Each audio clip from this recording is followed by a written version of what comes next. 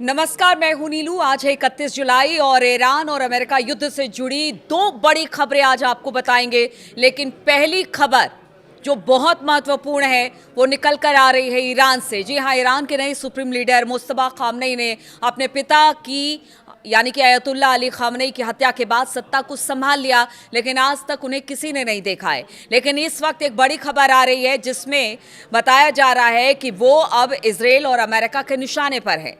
देखिए, हमले के बाद से किसी ने उन्हें नहीं देखा। अमेरिका और इजराइल ने मिसाइलों की बारिश करके आयतुल्ला अली खामनेई साहब की हत्या तो कर दी, लेकिन उनको लगा कि रिजीम चेंज हो जाएगा, ईरान में सब कुछ बदल जाएगा, सत्ता हमारे हाथ में आ जाएगी। लेकिन ऐसा नहीं हुआ और फिर सत्ता आई मुस्तफा के हाथ में। अब यही मुस्तफा अमेरिका और इजराइल की आंखों में खटक रहे हैं। ईरानी सेना उन्हें बचाने के लिए बहुत ही ज्यादा गोपनीयता बरत रही है। खुद ईरान के विदेश मंत्री अब्बास अराक्ची कह चुके हैं कि वो मुस्तफा के नए सुप्रीम लीडर बनने के बाद से अब तक उनसे नहीं मिले हैं। इस बीच अमेरिकी खुफिया एजेंसी CIA और इजराइल की मुसाद ने मुस्तफा खामनेई को तलाश करना शुरू कर दिया है, और ये तलाश इसलिए ताकि उन्हें मारा जा सके, और इसको लेकर एक महाअभियान छेड़ दिया है।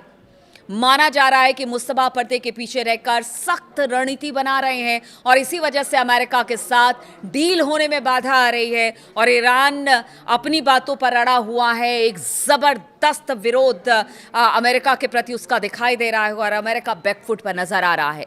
मुस्तफा खामनेई की बात की जाए तो 8 मार्च को उनके पिता की हत्या के बाद उन्होंने सुप्रीम लीडर का पदभार संभाला था, यानी उनको सुप्रीम लीडर चुना गया था। मुस्तफा के चुने जाने के बाद 5 महीने बीत चुके हैं, लेकिन अब तक ईरानी सुप्रीम लीडर किसी भी सार्वजनिक कार्यक्रम में दिखाई नहीं दिए हैं। मुस्तफा ने टीवी पर कोई भाषण भी नहीं दिया है। मुस्तफा अप्रत्याशित तरीके से किसी से भी नहीं मिल रहे हैं, यानी कि कोई भी आ जाए उनकी मुलाकात भी नहीं हो पा रही है, चुनिंदा लोगों के अलावा। इससे विदेशी खुफिया एजेंसियों में यह सवाल उठने लगा है कि मुस्तफा कहां है, और क्या उनका ही ईरानी नेतृत्व पर कंट्रोल है भी या नहीं है। ये गाहे बगाहे ट्रंप की बातें भी हमने सुनी कि मुस्तफा है ही नहीं, मुस्तफा को मार दिया गया, या मुस्तफा बहुत इस वक्त बुरी तरह से घायल हैं और उनका ठीक होना मुश्किल है। इस तरह की बातें भी हमने सुनी है, और इसीलिए अब अमेरिका को लग रहा है कि आखिर जो ईरान स्ट्रेटेजी बनाकर हम पर हमला कर रहा है, या हमारा जवाब दे रहा है, या पूरी एकदम शिद्दत के साथ डटा हुआ है, तो उसके पीछे कौन है। द टाइम्स की रिपोर्ट के मुताबिक CIA और मुसाद मुस्तफा का पता लगाने में जी तोड़ मेहनत के बाद भी फेल होते दिखाई दे रहे हैं। यानी ये जो दोनों एजेंसी है, आप सोचिए, दुनिया में मान्यता रखती है इनकी ये जो दोनों एजेंसी अमेरिका और इजराइल की, और कहते हैं इनकी कार्यशैली ऐसी है कि दुश्मन कहीं भी छिपा हो ढूंढ ले। लेकिन आप सोचिए कि मुस्तफा को वो ढूंढ नहीं पा रहे हैं। मुस्तफा के आसपास बहुत सी कड़ी सुरक्षा की गई है, बताया जा रहा है, और वो जो है वो कोई भी डिजिटल डिवाइस इस वक्त यूज नहीं कर रहे हैं। पश्चिमी खुफिया सूत्रों के अनुसार मुस्तफा कोई फोन या लैपटॉप इस्तेमाल नहीं कर रहे हैं, उनसे उनका कोई डिजिटल फुटप्रिंट नहीं मिल पा रहा है। इससे पहले की बात की जाए कि मुस्तफा के पिता अयतुल्ला अक्सर नेतृत्व के स्तर पर दिखाई देते थे, लेकिन मुस्तफा ऐसा नहीं हो रहा है, और उनकी सुरक्षा इस वक्त अहम कह लीजिए कि IRGC के लिए भी काफ़ी ज़्यादा अहम है, क्योंकि मुस्तफा को बचा के रखना है। बताया जा रहा है कि मुस्तफा केवल हाथों से लिखा संदेश भेज रहे हैं, और इसे सेना IRGC के विश्वसनीय कुरियर के जरिए भेजा जाता है, ताकि उनके ठिकाने के बारे में किसी को कुछ पता ना चल पाए। यानी अगर उनके हाथ में इलेक्ट्रॉनिक डिवाइस किसी भी तरह का होगा तो उनको ट्रेस करना आसान होगा, लेकिन किसी तरह का इलेक्ट्रॉनिक डिवाइस भी मुस्तफा इस्तेमाल नहीं कर रहे हैं। और अगर कभी भी कोई भी संदेश देना पड़ता है मुस्तफा को, तो वो लिखित रूप से दे रहे हैं, और वो भी IRGC और सेना के थ्रू। देखिए, इसी वजह से मुसाद और CIA दोनों ही मुस्तफा का पता लगाने में इस वक्त फेल साबित हो रहे हैं।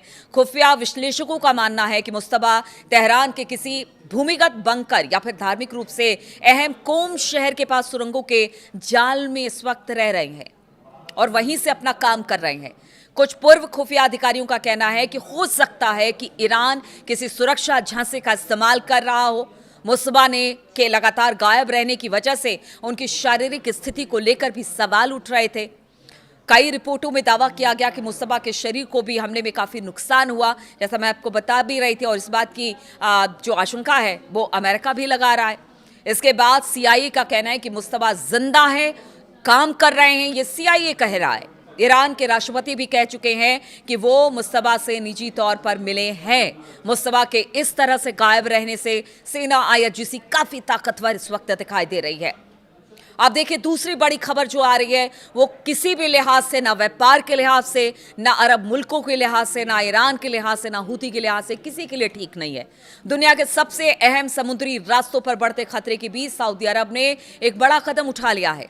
सऊदी ने पाकिस्तान, बांग्लादेश, मिस्र, कतर समेत 13 देशों के साथ मिलकर एक नया नौसैनिक गठबंधन बनाने का फैसला किया है और इसका मकसद है बाब अल मंदेब स्ट्रेट, लाल सागर और अदन की खाड़ी जैसे रणनीतिक इलाकों से गुजरने वाले व्यापारिक जहाजों की सुरक्षा करना। क्योंकि हमने देखा कि हूती किस तरह से जहाजों को निशाना बना रहा है, चाहे वो अमेरिका के जहाज हो या फिर बाकी देशों के जहाज हो, और उनका कहना है कि अब मंदेब से वो टोल भी वसूलेंगे।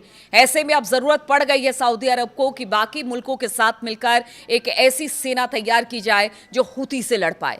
लेकिन क्या ये जो सेना बन रही है वो सिर्फ हूती या फिर अलमंदेब तक ही सीमित रहेगी या इसका प्रभाव हॉर्मुज तक रहेगा, ये तो बात की बात है। लेकिन ईरान समर्थित हूती लड़ाकों के हमले और अमेरिका ईरान जंग की वजह से हॉर्मुज में पैदा हुए संकट ने दुनिया भर में तेल और ऊर्जा आपूर्ति को लेकर चिंता बढ़ा दी है। यह फैसला ऐसे समय में लिया गया है जब ईरान समर्थित हूती, उनके जो लड़ाके हैं वो सऊदी अरब के खिलाफ समुद्री नाकेबंदी कर रहे हैं और लगातार हमला भी कर रहे हैं, जिससे समुद्री व्यापार लगातार प्रभावित हो रहा है।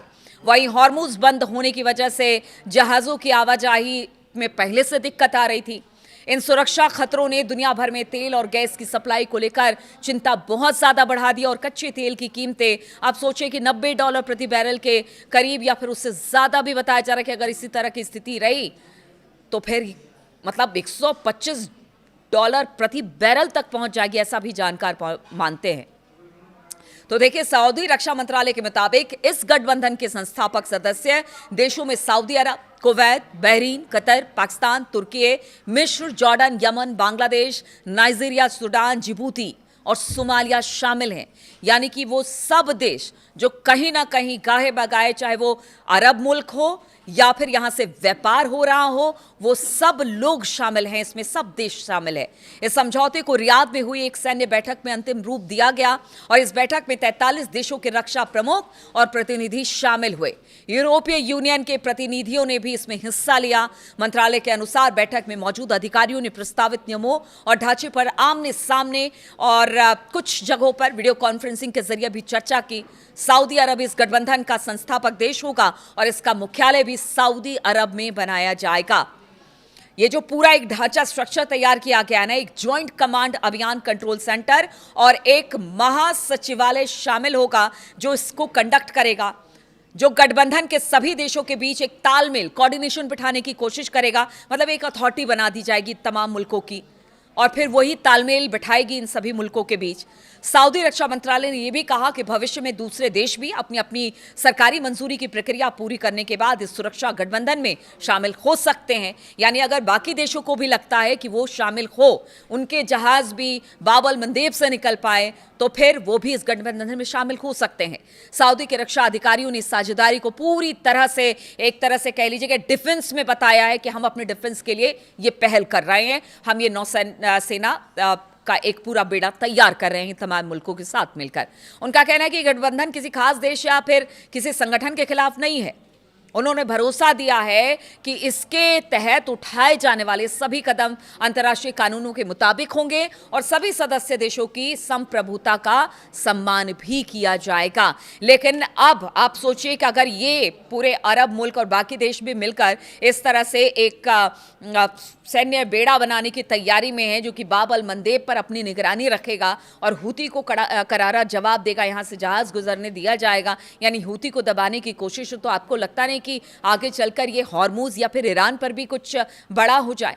तो क्या अब जंग जो है वो पानी में ही लड़ी जाएगी? क्योंकि दो ऐसे मोर्चे हैं जिसको चोक करने की बात हो रही है, और एक तरफ ईरान, एक तरफ हूती, जो ईरान का प्रॉक्सी कहा जा रहा है हूती, उसने नाक में दम कर रखा है सऊदी अरब के। और ऐसे में अगर ये तमाम मुल्क मिलते हैं तो फिर आगे क्या होगा? टकराव की स्थिति बहुत ज़्यादा बढ़ने वाली है। और वहीं अगर मुस्तफा को कुछ हो गया तो आप समझिए कि ईरान क्या करेगा। अभी तो छोटे छोटे हमलों का जवाब इतने ताकतवर तरीके से बहरीन, जॉर्डन, सऊदी अरब, हर जगह, कुवैत, हर जगह हमला हो रहा है ईरान का, जहाँ जहाँ पर अमेरिकी बेस है। अब तो देखिए कि अब तो जो अरब मुल्क है ना, उनकी जनता भी सड़कों पर उतर आई है।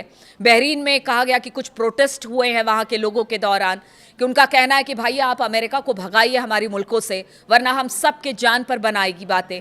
तो अब इस तरह से विरोध होना शुरू हो गया। अरब मुल्कों के जो लोग हैं वो भी अब इस पर अपनी अपनी आपत्ति जता रहे हैं।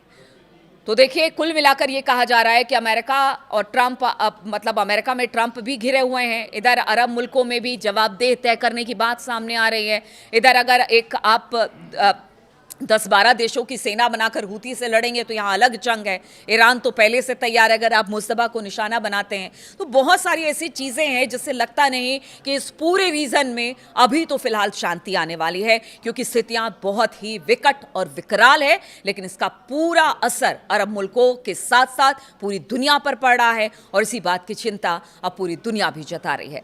चलिए, बहुत बहुत शुक्रिया मेरे साथ इस वीडियो में शामिल होने के लिए। आपके कमेंट का इंतजार रहेगा।